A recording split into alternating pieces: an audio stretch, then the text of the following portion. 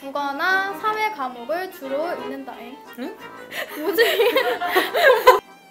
눈이 아닌 미간을 보고도 면접을 볼 수 있습니다. 안녕하세요. 공대 선배가 말하는 학생부 종합편입니다. 오늘 영상을 마지막으로 선배가 말하는 학생부 종합편은 모두 마무리됩니다. 오늘 선배님을 모시기 전에 광운대 서류 종합평가에서 평가하는 항목을 살펴보겠습니다. 모두 4가지인데요. 학업 역량, 전공 적합성, 발전 가능성, 인성이 있습니다. 그럼 이제 오늘 만나볼 선배님과 함께 학생부 종합을 효율적으로 준비하는 방법에 대해 살펴보겠습니다.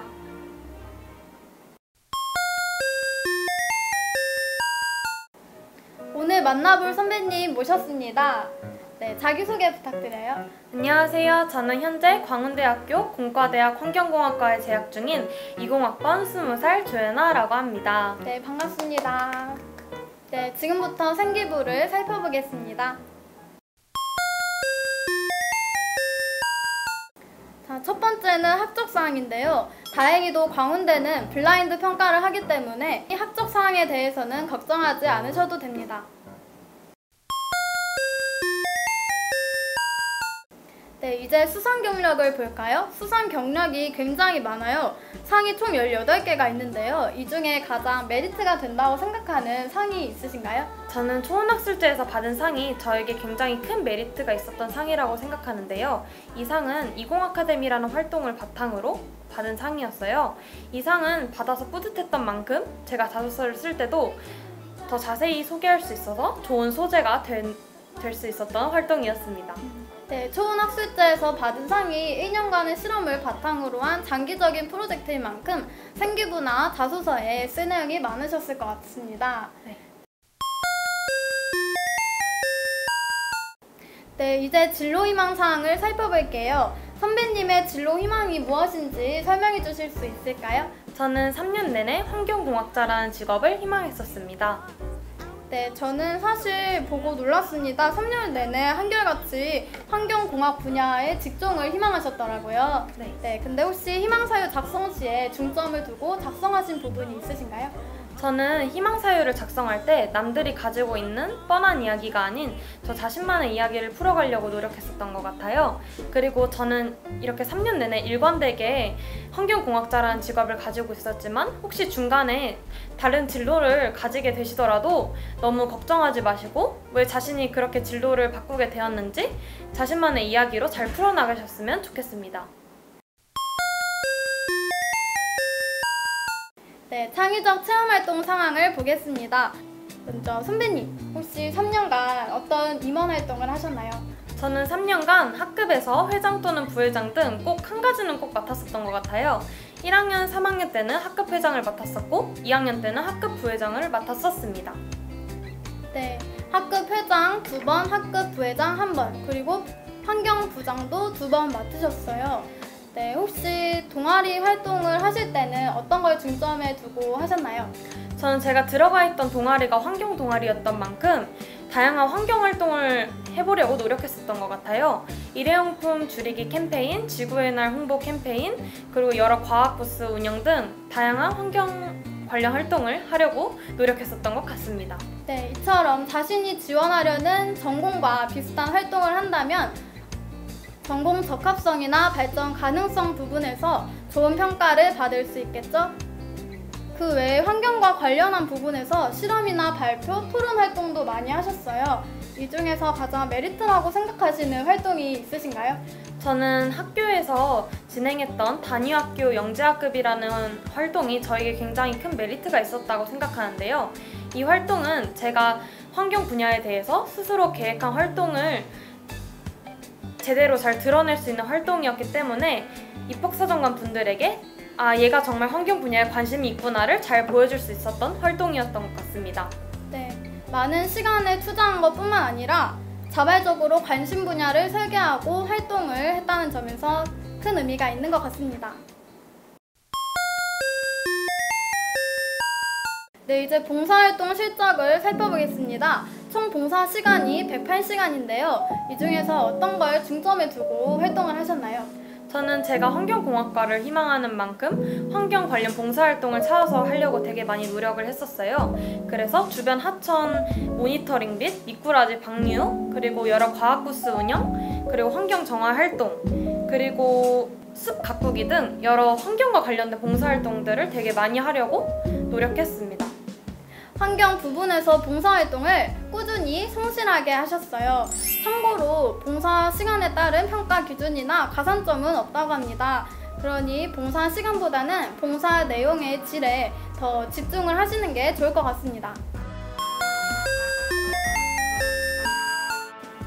네, 이제 교과학습 발달 상황을 보겠습니다. 선배님, 혹시 내신 몇 등급으로 들어오셨죠? 저는 광운대학교 기준으로 제 성적을 산출하였을 때 2.7등급 정도의 성적으로 들어오게 되었습니다. 네, 참고로 학생부 종합평가 방법에서는 학년별 내신 반영 비율은 존재하지 않고 전체 100%로 산출된다고 합니다. 만약 자신이 학생부 내신이 낮다면 부족한 내신을 비교과 활동으로 메꾸는 게 좋겠죠? 자, 이제 세부능력 특기사항을 살펴보겠습니다. 선배님, 이 중에서 가장 메리트가 된다고 생각하시는 활동이 있으신가요?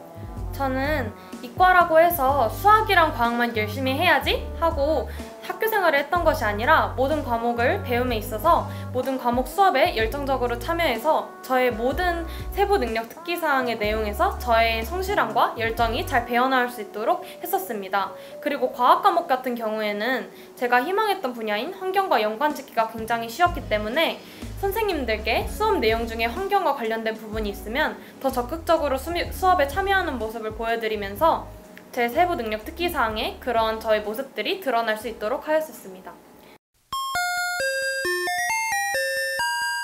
네, 이제 독서활동 상황입니다. 선배님, 3년 동안 몇 권 정도 읽으셨죠? 저는 3년간 총 30권 정도의 책을 읽었었습니다. 네, 혹시 독서 활동을 하실 때 어떤 걸 염두에 두시고 읽으셨나요? 저는 제가 공학계열 진로를 희망하는 만큼 수학과 과학 관련 도서를 많이 읽으려고 노력을 했었어요. 그래서 특히 환경 관련 분야의 책들을 많이 찾아서 읽었던 것 같습니다. 네, 그렇다면 선배님, 혹시 도서는 어떻게 선정하셨나요? 저는 제가 학교 선생님들께 추천받은 도서도 많이 읽었었고 또 환경부에서 추천한 도서들도 많이 읽었었어요. 혹시 면접을 대비해서 책 내용을 오래 기억하기 위한 방법이 따로 있을까요? 저는 책을 읽고 나서 바로 독서 감상문을 항상 작성을 했었는데요.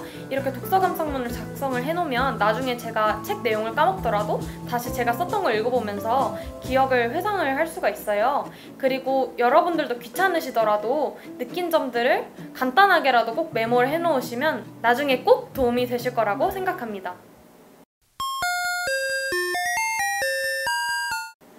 자, 이제 생기부의 마지막 부분인 행동 특성 의견 부분입니다. 자, 선배님, 생기부를 보면 생명과학 성적이 3등급에서 1등급으로 올랐다고 돼 있는데 어떻게 성적이 이렇게 오를 수 있었나요?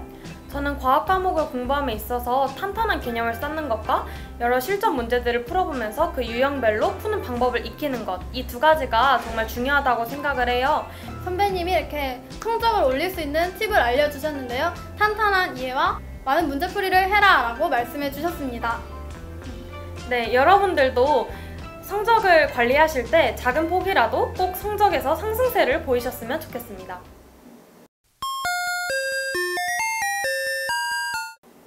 지금까지 생기부에서 중요한 부분을 쏙쏙 알아봤는데요.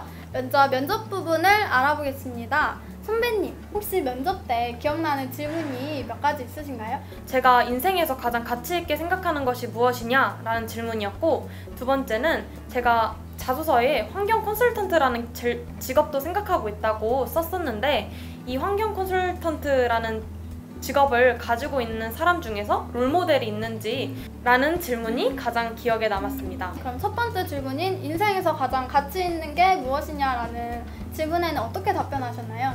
저는 제 인생에서 가장 가치 있게 생각하는 것은 저의 행복이라고 답변을 했었어요.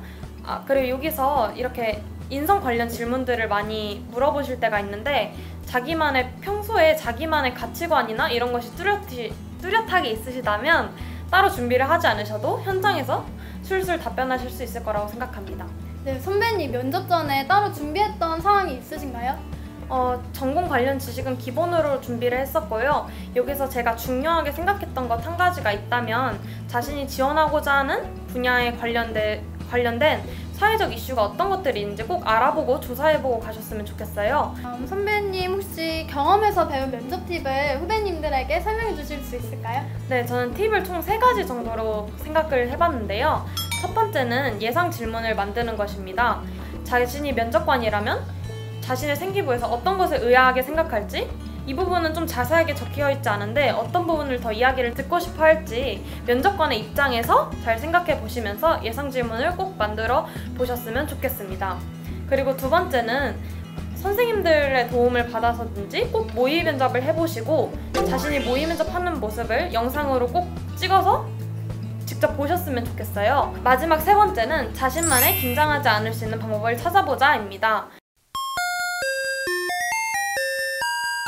2021년에 광운대학교에 신입생으로 입학하실 여러분, 3년 동안 고등학교 시절 내내 치열하게 살아오시느라 정말 수고하셨습니다. 저는 지금 코로나19 사태로 인해 제대로 된 새내기 생활을 누리고 있지 못하지만 여러분들은 꼭 코로나 사태가 그때까지는 꼭 진정돼서 진정한 새내기 생활을 꼭 누리셨으면 좋겠어요. 그리고 내년에 광운대학교에 오셔서 만약에 저를 발견하신다면 아는 척을 해주신다면 정말 기쁠 것 같습니다.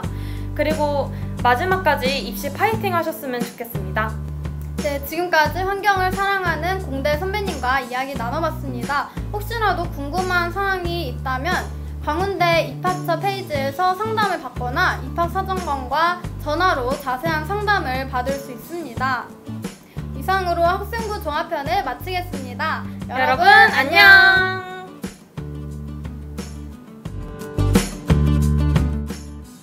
개인적으로 또 궁금한 게 있는데요.